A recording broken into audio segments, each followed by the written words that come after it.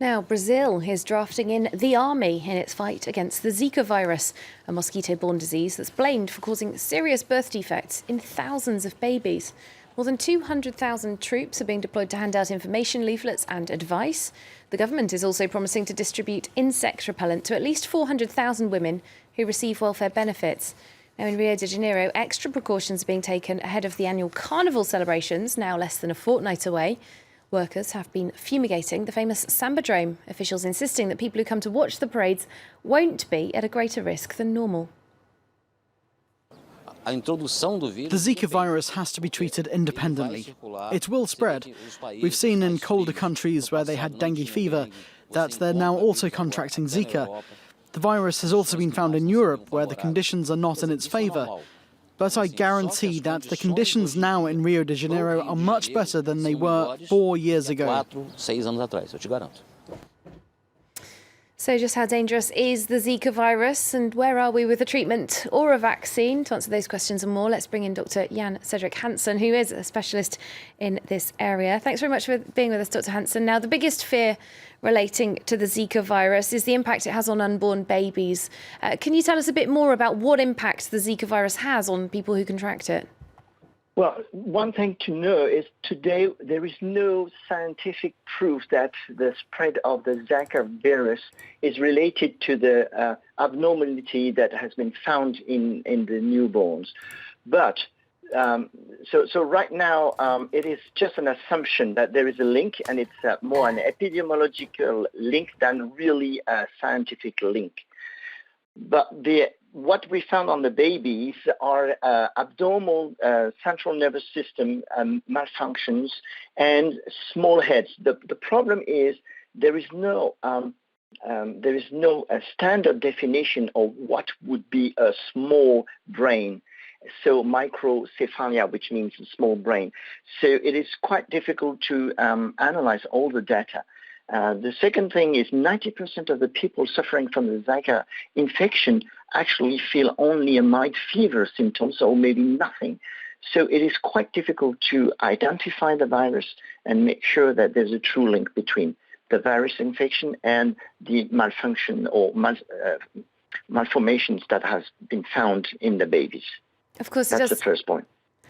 Of course, it does take time to prove those sorts of links, and people certainly are worried. There certainly have been a lot of babies born with conditions that doctors consider to be abnormal. A lot of people asking why there's no treatment or vaccine for the Zika virus. Are we likely to see one anytime soon? Yeah, okay. So there is no virus so far, because so far the Zika virus was considered as a mild and harmless virus. People would only undergo some minor flu symptoms, so nothing really to worry about. Now, we have this outburst of babies' malformations that are very, very worrying.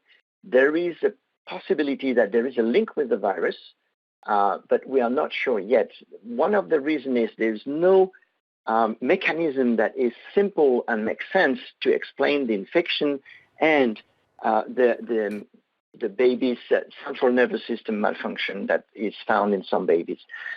And there might be many other confounding factors on confounding reasons, but it is likely that there is a link. The trouble is how to detect the virus in the blood of the mothers or in newborns.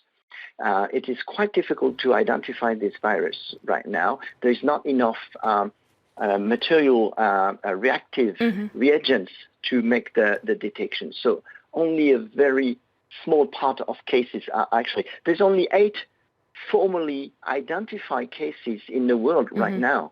See, it's not much to draw conclusions anyway. Indeed, while we wait for these conclusions for potential drugs, Brazil is certainly taking some precautions, handing out information, insect spray. They're fumigating the Sambadrome. How effective do you think those are going to be against mosquitoes? Are there other measures they should be taking, like clearing up stagnant water where mmosquitoes are breeding? Absolutely. It is very important. It is important to do with the chikungunya.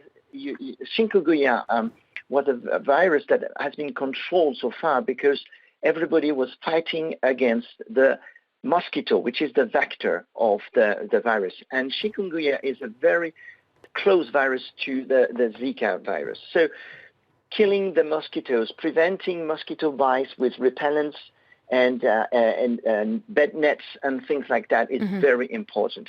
And removing all stagnant water is in the human environment is very critical. Right now, up to date, those are the only efficient measure to take, definitely. There's no treatment, no vaccines available right now. And just briefly, the World Health Organization has said that Zika is likely to spread throughout the entire continent. We know it is present in more than 20 territories already. Argentina reporting a case today.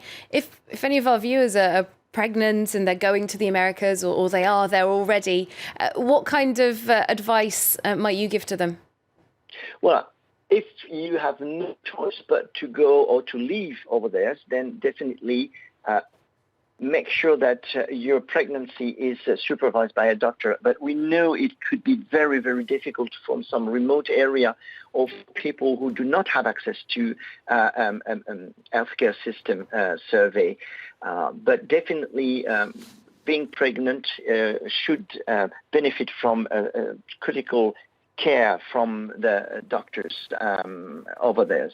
The second very concerning point is that it has already reached the remote European countries' territories in the Caribbean area. And due to exchange of people, exchange of commercial goods between those areas, and because the mosquito, the tiger mosquito, Aedes mosquito, who is quite widely presented in Europe around the Mediterranean Sea and in Northern Europe, the Zika virus may spread in Europe quite easily. And there's very little we can do for that so far. So that's a concern. Indeed. Well, thank you very much for speaking to us, Dr. Jan-Cedric Hansen from the French Society for Disaster Medicine.